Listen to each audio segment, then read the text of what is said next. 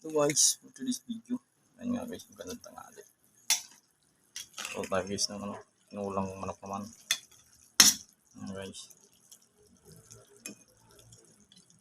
Ang ating pagsasalusaluan muli. Pagsasalusaluan muli ano guys. Ayun tanghali guys. Ayun, tinulang manok. Ito na yan. At luto lang natin yung gulay.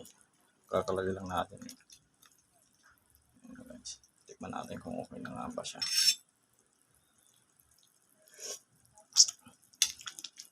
Ayos na guys. Tanghali ng guys yung may nagpipintura sa kabilang building.